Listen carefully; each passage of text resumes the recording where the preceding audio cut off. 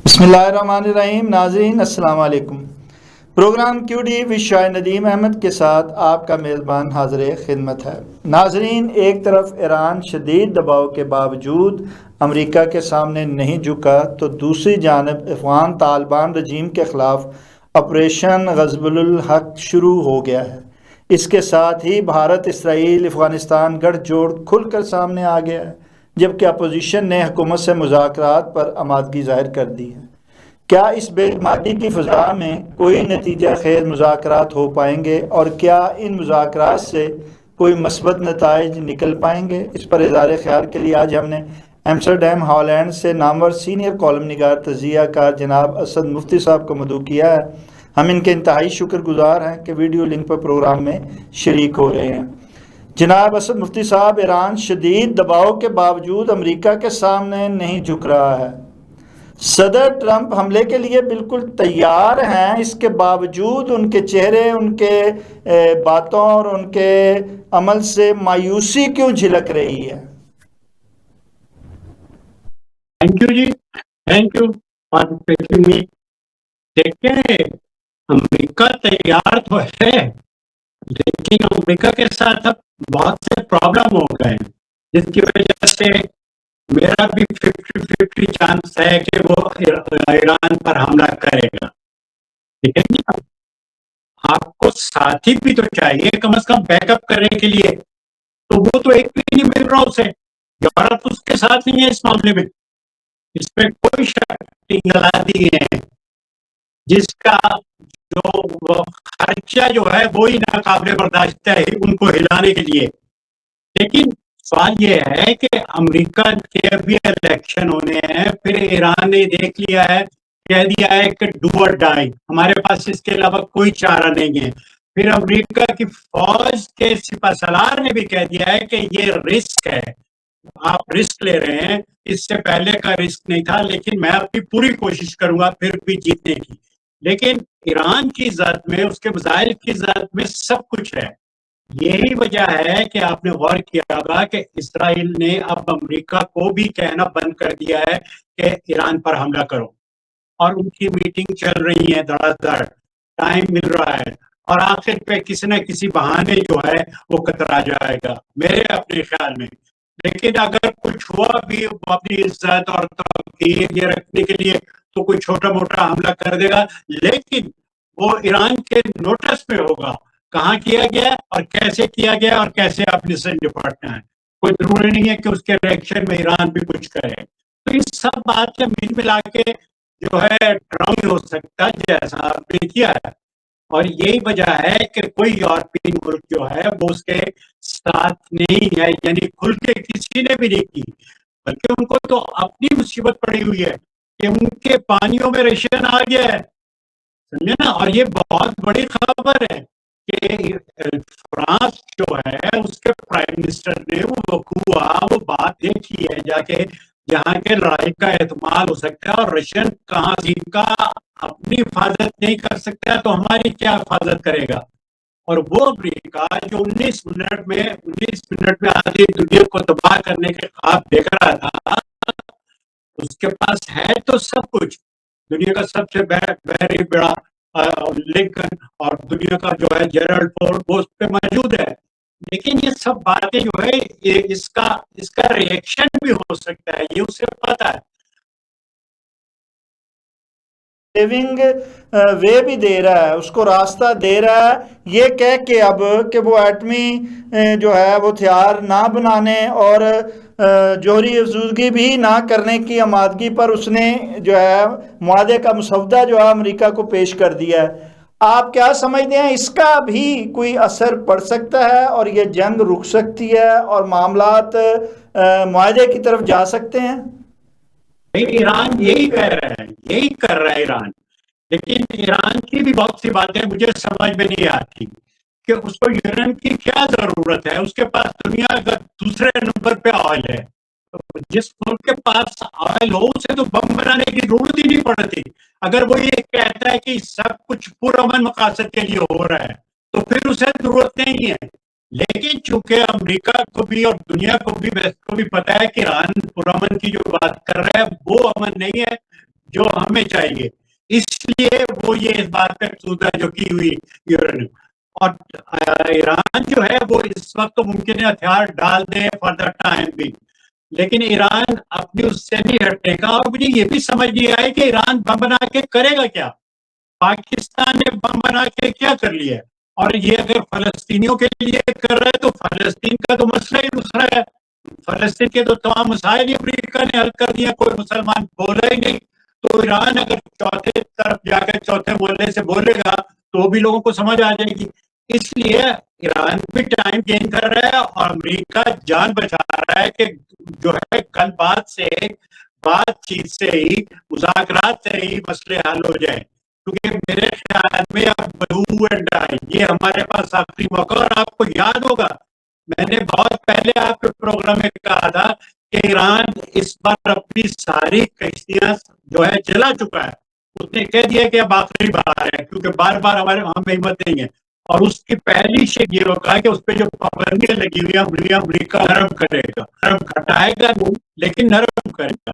और इसी से राह अमन की खुलेगी, बातचीत की खुलेगी। इसलिए आपने देखा होगा कि ये अब मसला जो है थोड़ा दूर जा पड़ा है, उस हिसाब से मसला ये सर उठा रहा है। तो इसलिए मेरे ख्याल में भी अमेरिका के लिए कोई ऐसा चांस नहीं है कि वो ईरान पर चल दौड़े, क्योंकि ईरान जो है तीसरी चौथी मीटिंग कर रहा है अमेरिका से और अभी भी वो तैयार है। इसलिए हैं कि ईरान में अब रजीम बदलने की जैसे ज़रूरत कि नहीं पड़ेगी और अमेरिका को भी सेफ रास्ता जो है वो इस मुआहदे की शक्ल में मिल जाएगा। देखिए रजीम की बात बार बार और बहुत बार हो चुकी है। मेरे ख्याल में अगर रजीम ये बदल गई और दूसरी रजीम इससे भी ज्यादा अमेरिका के खिलाफ आ गई या इतनी आ गई तो उसका क्या फायदा होगा। बात तो ये है कि ईरान के मसाइल जो दुनिया के साथ है वो कैसे हल होंगे। वो कहता है कि ये ईरान जो है दहशतगर्द है, तो ये बात तो उसने क्या है इराक के बारे में भी कही थी कि ये दुनिया का जो है और लीबिया के बारे में भी कही थी। यही उसने राग अलापा था और यही राग वो जो है इस पे भी शुरू कर रहा है। इस पे इतनी तवज्जो देने की जरूरत नहीं है। इराक पे तो उन्होंने ये भी कह दिया था कि इसके पास देखे गए हैं टोनी ब्लेयर, वो भी गलत है लेकिन उसके पास तो कुछ नहीं निकला। लेकिन मेरा मतलब ये कहने का है कि ईरान को भी इस बारे में सोचना चाहिए कि वो खाम खा की गलतफहमियां पैदा ना करे। ये गलतफहमी है, जैसा कि मैंने अभी क्या कहा है कि दुनिया का दूसरे नंबर पे वो पेट्रोल रखने वाले मुल्क है। उसको अपनी तरक्की के लिए पेट्रोल इस्तेमाल करना चाहिए, ना कि न्यूक्लियर पावर। लेकिन अगर उसके इरादे खतरनाक हैं तो जाहिर है वो न्यूक्लियर तो बनाएगा। जैसे कि पाकिस्तान के पास कुछ नहीं है, उसके पास न्यूक्लियर है, इसलिए वो जो है बैठा हुआ है, ये काम कर रहा है। तो ये सब बातें जो है ये कोई मेरा इसी तरह ईरान इसराइल और अमेरिका से तहफ़्फ़ुज़ के लिए जो है वो अपनी खुद मुख्तारी को कायम करने के लिए जो है ये सब कुछ कर रहा है। आप क्या कहते हैं? आप भी गुज़श्ता कह चुके हैं कि इसराइल को जो है कई बार कि इसराइल को ख़तरा है ईरान से, तो ईरान को भी तो ख़तरा है ना इसराइल से। मसलन ये है कि ईरान को क्या खतरा है इसराइल से। वो इसराइल पर तभी चढ़ दौड़ेगा। आज से कुछ देर पहले ईरान के बाद सबसे ज्यादा इसराइल के बाद सबसे ज्यादा जो थे उसमें थे ईरान में। लेकिन मैं शाह ईरान के जमाने में मैं ये कह रहा हूं कि ईरान जो ले रहा है बहुत बड़ा स्टेप फलस्तीनियों के हक में, ये खिलता है सबको, अमेरिका को भी, यूरोप को भी और उसको इसराइल को भी। यानी उसके इर्द गिर्द 27 मुल्क है जिसमें से 22 जो है प्योर अरब है। अगर वो कुछ नहीं करते और ईरान जो कि बहुत दूर बैठा हुआ है और फिर वो उस मसलक का भी नहीं है जिस मसलक की वो है फलस्तीनी, फिर भी वो इस पे क्यों चढ़ दौड़ रहा है, ये बातें। और दूसरी बात यह कि अब अगर आपने कह दिया मर्ग बार इसराइल, इसराइल को हम जिंदा रहने देंगे, भाई क्यों? कोई वजह तो बताए ना दुनिया को ताकि दुनिया उसके माने। तो इसलिए मेरे अपने ख्याल में इसराइल को जो है वो खतरा तो ईरान से हो सकता है। ईरान को इसराइल से क्या खतरा है? ना वो आ सकता ना जा सकता। उसका ताल्लुक तो फलस्तीन से है और फलस्तीन की बात कर रहा है। अब आपने ग्रेटर इसराइल का कह दिया, ठीक है, ये बात तरह से की जा रही है। ये इसमें मैं अभी दखल नहीं दे सकता, लेकिन मैं इस पे कहने का हक रखता हूँ। अगर मुसलमान, बिलखुसूस पाकिस्तान के मुसलमान ग़ज़वा हिंद कह सकते हैं, अगर ये कह सकते हैं हर मुल्क मुल्क मास के मुल्क है खुदाए मास, तो इसराइल, ग्रेटर इसराइल का क्यों नहीं कह सकता? ये तो हर एक को राइट पहुंचता है, उसके हवाले से, मजहब के हवाले से। मुसलमान कहते हैं कि ये जो है जमीन है ये हमारी है, मजहब के हवाले से। इसराइल कह रहा है ये जमीन हमारी है, ये हमारी किताब में लिखा हुआ है। तो ये इनका मजहबी झगड़ा है। इसी तरह असाई कहते हैं कि जनाब हजरत ईसा की तो पैदाइश ही इस इलाके की है, ये तो हमारा है। तो ये एक मजहबी मसला है जिसका हल मैंने इसराइल आपको का बताया मजहबी था मसला है, कि दूसरी एक तरफ इसराइल होना चाहिए अफगान जो तालिबान का सेकुलर। भी मजहबी मसला है। वो भी जो है ग़ज़वा हिंद के सोच को लेकर चल रहे हैं।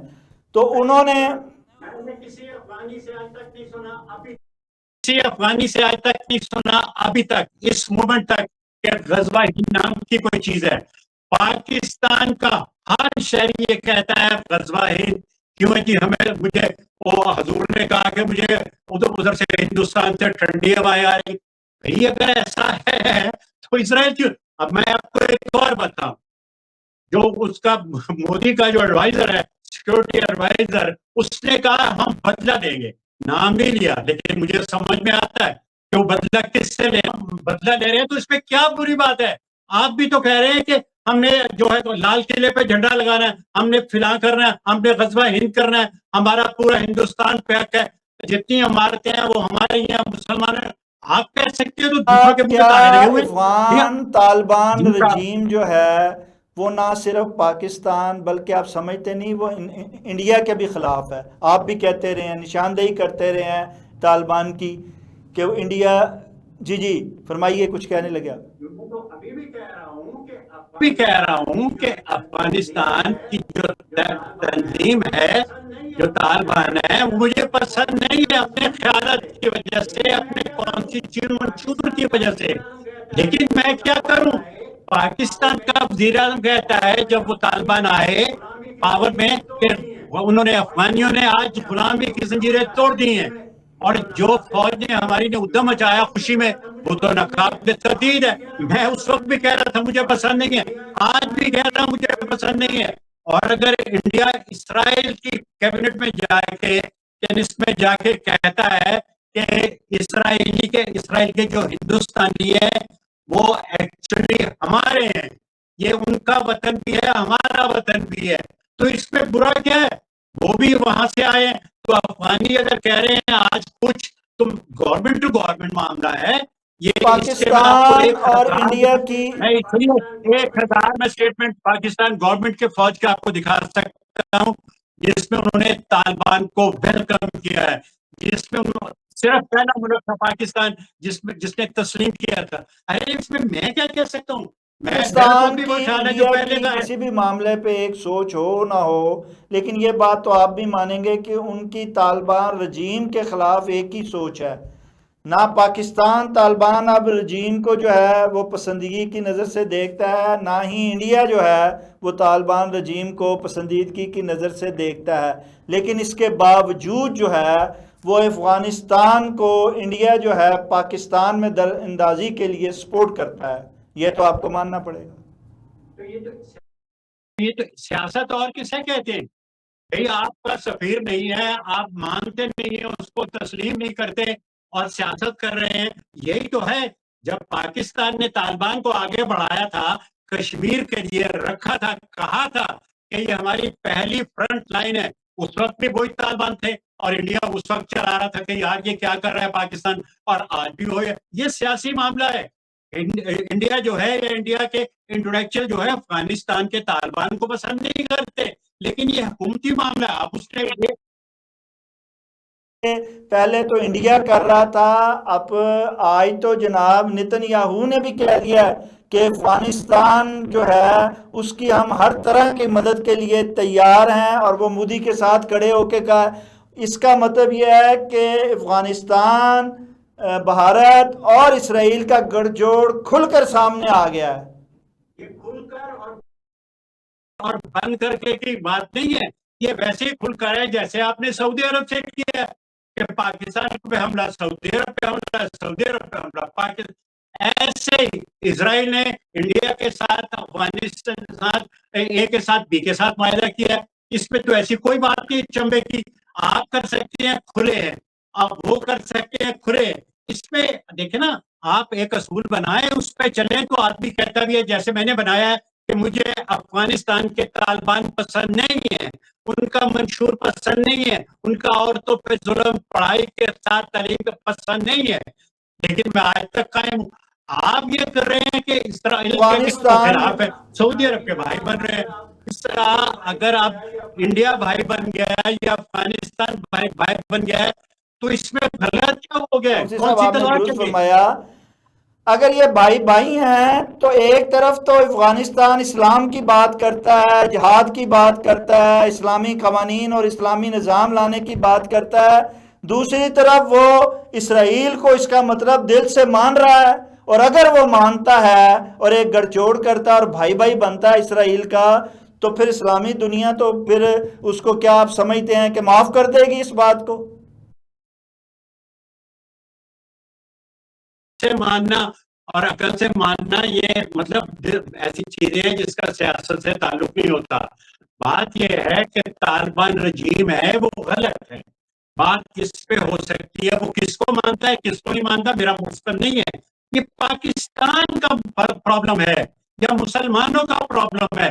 अगर जहाद सही है तो जो 27 मुल्क अरब के हैं वो क्यों नहीं करते इसराइल के खिलाफ जहाद? अफगानिस्तान की तरफ क्यों देख रहे हैं? पाकिस्तान के हवाले से जहाज, वो ये भी जो है, अभी आपकी आवाजें थमी नहीं है कि जहाज जो है गलत है, इस वक्त जहाज नहीं, सुलह हदैबिया की जरूरत है, ये भी उलमा कह रहे हैं। तो आप भी कह रहे हैं कि जी अफगानिस्तान ये हो गया। भाई ये सियासतदान है, सियासत है। कल को अफगानिस्तान के ताल्लुकात पाकिस्तान से अच्छे भी हो सकते हैं, ये कोई बड़ी बात नहीं है। फिर जो है आप कहेंगे कि दो जी उनके पाकिस्तान से दोस्त ने, अफगानिस्तान की सियासत क्या है? पाकिस्तान के क्यों, अफगानिस्तान ने तो पाकिस्तान को बहुत बाद में तस्लीम किया था। आपको याद है वो जो डिनर लाइन थी, उसको वो आज तक नहीं मानने को तैयार। आप कहिए कि 2611 किलोमीटर की सरहद है अफगानिस्तान और पाकिस्तान में, तो वो गले पड़ जाता है कि आप होते कौन है इतनी लंबी सरहद बनाने वाले? सब बातें साहब, ये कैसी सियासत है कि नेतन्याहू फिलिस्तीनी बच्चों से लेके बुजुर्गों तक का जुल्म और जबर करके खून बहा रहा है, उनको सफ़े हस्ती से मिटा रहा है। दूसरी तरफ भारत कश्मीर में वही काम कर रहा है जो नेतन्याहू फ़लस्तीन में कर रहा है। और तीसरी जानिब अफ़गानिस्तान जो पाकिस्तान में दहशत गर्दी करके कर रहा है। ये तीनों जो हैं जालिम किस्म के जाबर जो हैं, ये गठजोड़ करने का ही नतीजा है कि इन्होंने गुज़श्ता रोज़ जो है वो पाकिस्तान पर 53 पॉइंट पर हमला किया और उसका जवाब फिर अब मुंह तोड़ जो है वो पाकिस्तान दे रहा है। जाएंगे, ये ऐसा कोई मसला मेरे लिए। अगर उनके 70 मारे गए हैं तो इनके भी तो 55 मारे गए हैं सिपाही, ऐसी बात नहीं है। ये जंग में होता रहता है, नुकसान तो एक का कभी दूसरे का, ऐसी कोई बात नहीं। सवाल आपका दूसरा है कि भाई ये सब जो कर रहे हैं और नतन्याहू कर रहा है, इंडिया में वो कर रहा है, इंडिया कश्मीर में कर रहा है, ये सब तो ये मसले आज के तो नहीं है, इनको तो 70-72 साल हो गए हैं। देखिए ना, इसराइल का कायम रहना, इसराइल को तस्लीम करना, इसराइल के साथ तजारत करना, ये कितने इस्लामी मुल्कों ने किया हुआ है? इसराइल 22 मुल्कों में घिरा हुआ है। इसराइल ने 3 जंगें लड़ी हैं मुसलमान फौजियों से, उसका नतीजा क्या निकला है? इसी तरीके से पाकिस्तान डटा हुआ है सब कॉन्टिनेंट में इंडिया के खिलाफ, इंडिया को पे है।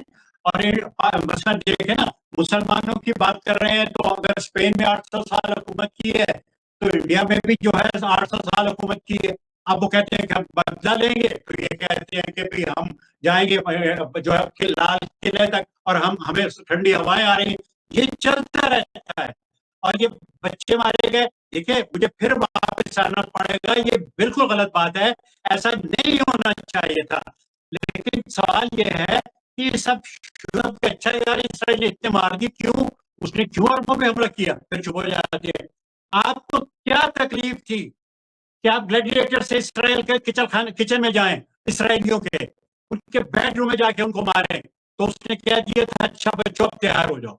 उसने कुछ छुप के रात को, या उसने कुछ पाकिस्तान की तरह के रात के अंधेरे में इंडिया ने हमला कर दिया, उसने कुछ नहीं कहा। उसने कहा चलो भागो, कहां तक भागते हो। आप उससे बकायदा एक पॉलिसी बना के दे दी, अमेरिका ने यस कर दिया, और वो मैंने आपको पॉलिसी बता दी है कि उस पे आप फलस्तीनियों का कोई हक नहीं है जब तक कि वो ताकतवर ना हो जाए। उस पे अमेरिका और इसराइल दोनों मिलके लग्जरी बना रहे हैं, लोगों को लुभाने के लिए, पैसा कमाने के लिए वो बना रहे हैं, इससे कोई ताल्लुक नहीं है। और फिर मैंने आपसे जो कहा होगा हमास का, अगर हमास मान गई तो सभी मान गए, क्योंकि हमास ही एक्चुअली फलस्तीन है और फलस्तीनी हमास है, और हमास सुना है कि वो मानती जा रही है या मान गई है। तो ये आप जो है मुस्तकबिल के मसले साहब, आप क्या हम लोग कहाँ मुस्तकबिल जा रहे में हैं, जाते हुए हम कोई खित्ते किसी में, इस किस्म का खित्ते के अमन के नहीं। मुस्तकबिल की बात करते हैं, तो फिर कल तक जो था पाकिस्तान अफगानिस्तान से मुज़ाकरात करके, जिरगा करके, हर सूरत कोशिश कर रहा था कि खित्ते में क़याम अमन रहे और मामलात आगे मुज़ाकरात के ज़रिए बढ़ते रहें। लेकिन अफ़गानिस्तान ने और तालिबान रजीम ने बंदूक का इस्तेमाल करके मुज़ाकरात को पशेपुट डाला। तो अब पाकिस्तान बंदूक का जवाब तोप से दे रहा है, मिसाइल से दे रहा है। आप क्या समझते हैं कि इसके बाद जो है अफ़गानिस्तान सबक सीख जाएगा और ख़ित्ते में क्या अमन जो है वो हो पाएगा? ये है कि ये बात जो मैं कहने लगा हूँ ये आप भी समझ जाएं और हुकूमत पाकिस्तान को भी बता दें। ये जो हालिया कशीदगी शुरू हुई है, ये सबसे पहले काबुल में बम धमाके से हुई है। अफगानी ये कहते हैं, तालिबान ये कहते हैं कि ये खुला खुला पाकिस्तान ने करवाया, हमारे पास सबूत है। तो ये वैसे ही है कि जैसे फर्ज किया पाकिस्तान में इंडिया में करवाता है, इंडिया पाकिस्तान कर, ये जो है पाकिस्तान ने धमाका काबुल में करवाया, उसके जवाब में फिर अफगानी ये शुरू कर दिया। ये शुरू वहां से हुआ, जैसे पाकिस्तान ने काबुल में किया। आप चाहे डिनाई करें, मैं आपको तारीखें देता हूँ, उनकी स्टेटमेंट देता हूँ।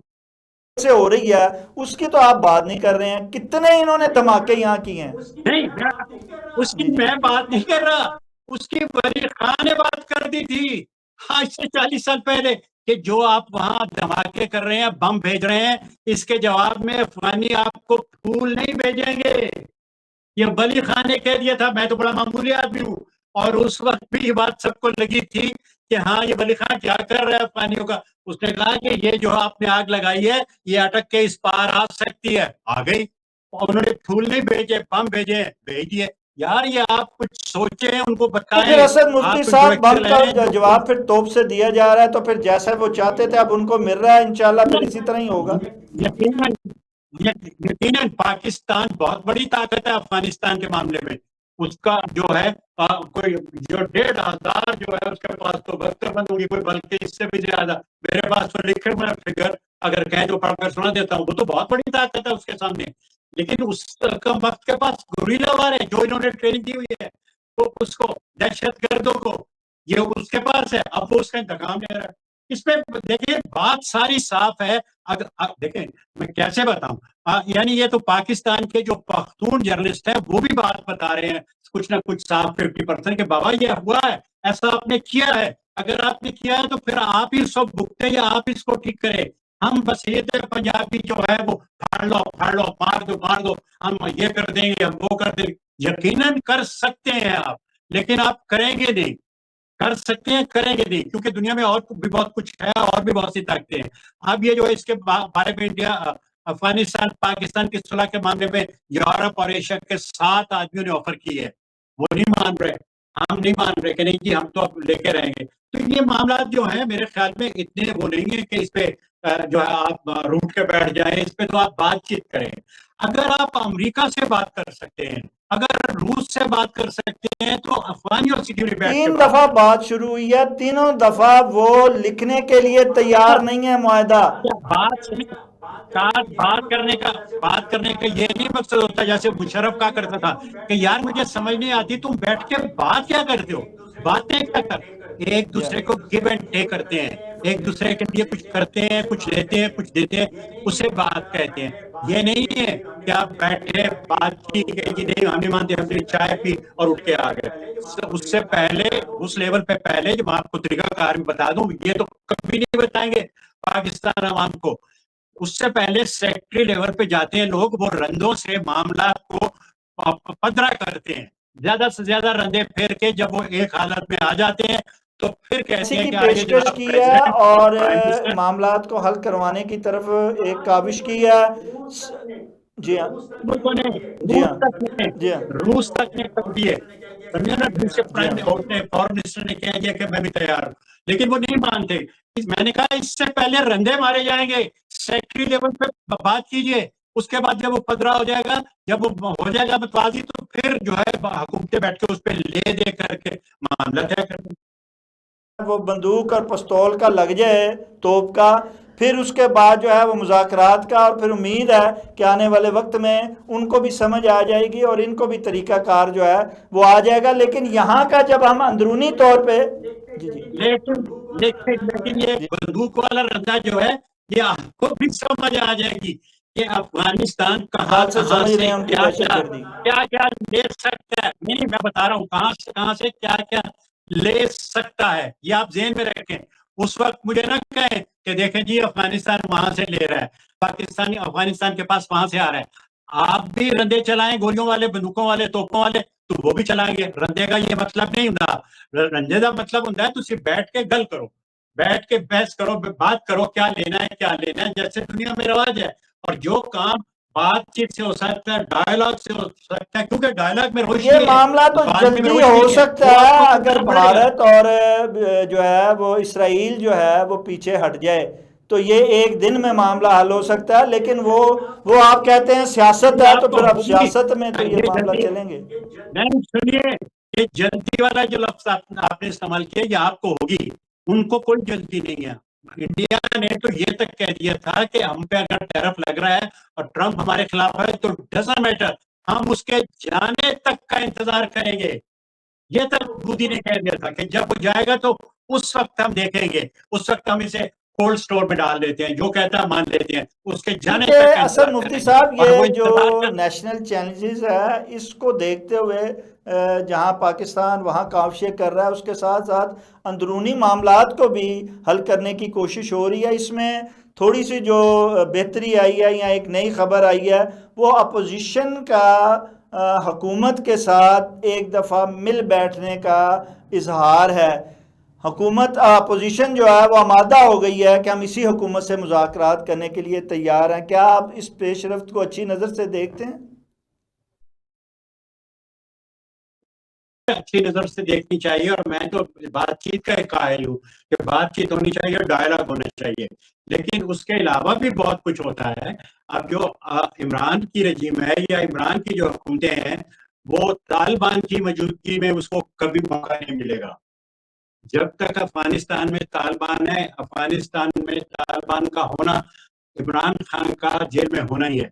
ये इमरान खान को अगर नहीं पता या उसकी पार्टी को नहीं पता तो उसे बताएं आज कि जब तक वहां रजीम है, अफगानिस्तान की जो चल रही है तालिबान, ये इमरान खान बाहर नहीं आ सकता किसी भी कीमत पे। एक चीज ये, दूसरी ये है कि वो भी टाइम ले रहे हैं। यानी ये जो है हुकूमत जिसमें फौज और ये मुस्लिम लीग और पीपल्स पार्टी शामिल है, ये टाइम ले रही हैं उसको ज्यादा से ज्यादा जेब में रखने का। और जहां तक पीटीआई का ताल्लुक है, उनमें बड़ी तेजी से रिप पड़ रही है, नहीं पड़ रही तो वो डाल रहे हैं। उन्होंने खानदान को और पार्टी को बमुकाबले ले आए। तो ये सब बातें जो है ये उन जो मेयर और उन पॉलिटिशियन को समझनी चाहिए जो अफगानिस्तान, पाकिस्तान और ये पीटीआई पे दस्तरस रखते हैं। मेरा नुक्ता नजर ये है कि जब तक अफगानिस्तान में तालिबान है, ये बाहर नहीं आ अंदर सकते। रहते ये हुए मेरा नुक्ता किसके लिए खतरनाक है और बाहर निकलकर किसके लिए खतरनाक है? कह के भी आवाम के लिए और बाहर निकल के भी आवाम। देखिए, मैं उसके आवाम के लिए आने पे खतरनाक है। 22 साल पहले ये दोनों सूरतों में मैंने ये 22 साल पहले एनालिसिस किया था, जो आज भी कायम हूँ। अफगानिस्तान कह रहा, ईरान और ये पाकिस्तान को अब छोड़ के मैं बात कर रहा हूँ इसकी, इमरान की। देखिए, इमरान को अगर आप बाहर निकालते हैं, उसको हुकूमत देते हैं, और जो वो कहता है, जो अवाम चाहते हैं, वो डिलीवर नहीं कर सकेगा। दुनिया की कोई ताकत डिलीवर नहीं कर सकेगी पाकिस्तानियों के लिए जो वो चाहते हैं, या जो ईरान चाहता है। ये क्या है, इमरान ये रहा भी है, इसने कुछ नहीं किया, तो हुकूमत कर रही है और अगर वो अंदर अवाम के लिए जो इमरान नहीं कर पाएगा।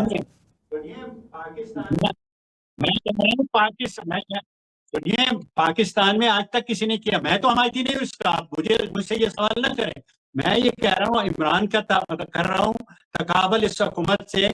मैं कह रहा हूँ कि अब जो इमरान है वो डिलीवर नहीं कर सकेगा जो कहता है या जो आवाम चाहती है। लेकिन अगर वो अंदर रहा तो आवाम ये कहेगी कि देखे साहब, एक हमारा लीडर था, एक को हमने वोट दिया, एक को हमने बादशाह बनाया, उसको भी इन्होंने पकड़ लिया। ये हुकूमत क्या है, ये फौज क्या, वो फौज के खिलाफ हो जाएगी, हुकूमत के खिलाफ हो जाएगी, सोसाइटी के खिलाफ हो जाएगी, सिविल वार के लिए तैयार, ये सब बातें होगी। इसलिए मेरे अपने ख्याल में इमरान दोनों सूरतों, तो आपको दोनों सूरतों में आखिरी सवाल असद मुफ्ती साहब, इमरान ने खुद भी इमरान ने खुद भी कई बार कहा है, और मेरा यकीन है कभी कभी वो सच बोल देता है, कभी कभार वो पता है कोई उसको बताता है या उसको ये ख्याल होता है कि मैं बहुत बड़ी चीज हूँ। उसने ये कहा है कि मैं अंदर रहूंगा तो मैं बाहर से भी खतरनाक हूँ। He is very right, he is very right, और यही हो रहा है, समझे ना उसको। और वो आवाम की वजह से हो रहा है, उसकी वजह से नहीं, उसने तो कोई ऐसी स्टेटमेंट नहीं दी। लेकिन वही जैसा मैंने कहा कि हमने पहली बार तारीख में एक आदमी को चुना था, एक बादशाह को चुना था, एक काम करने वाले को चुना था, फौज ने उन्हें होने दिया, वो बंद कर दिए, इसलिए वो उस पर हत्या करता है। अदरवाइज उसको पूछे इमरान को क्या डेट क्या है, उसको नहीं पता। अगर उसको पूछे कि लाहौर से जो है स्टेशन से कितने नंबर जाती है बस, उसको नहीं पता, उसको किसी बात का पता नहीं। लेकिन वो पॉपुलर है। अब मैं क्या कह सकता हूँ, हाँ, जो भी करे वो सही करे गलत करे, जमहूर और जमहूरियत का यही तो है। अवाम का फैसला तो मानना चाहिए, लेकिन मैं कह रहा हूँ ना कि अवाम का फैसला तो मानना चाहिए, लेकिन पूरे यूरोप ने हिटलर का फैसला नहीं माना था। उसने कहा कि नहीं नहीं, अवाम तेरे साथ नहीं, तेरे गो टू हेल्प, असी नहीं तेन दिया, आइंदा तेरा नाम ही नहीं लिया जाएगा। कर रहे हैं वो। हर बात में मैं अवाम को नहीं देखा जाता। अवाम को, जैसे भुट्टो कहा करता था कि अवाम तो गधे होते हैं, उनको बताया जाता है कि ये ठीक है और ये, और फिर मेरा तो जाती तौर पे भी चूंकि लेफ्ट से ताल्लुक है, और मैं उस लेफ्ट से हूँ जो चाइना नहीं है, मैं उस लेफ्ट से हूँ जो असली लेफ्ट है, जो कहता है कि मैं जो दूंगा इंटेलेक्चुअल जो देगा वो अवाम को मुस्तकबिल में इमरान खान के साथ कोई डील होती हुई दिखाई आपको नहीं दे रही है? वो दे तो नहीं रही, लेकिन अगर ऐसी कोई चीज आ गई दरमियान में, कूद पड़ी, वो मान गया कि हाँ ठीक है मैं कुछ नहीं कहूंगा, अपने ख्यालात के खिलाफ उसने मुआहदा को कर लिया, तो उसे कहेंगे आज चुप करके बैठे रहो किसी कॉर्नर में, फिर उन्हें कोई खतरा नहीं।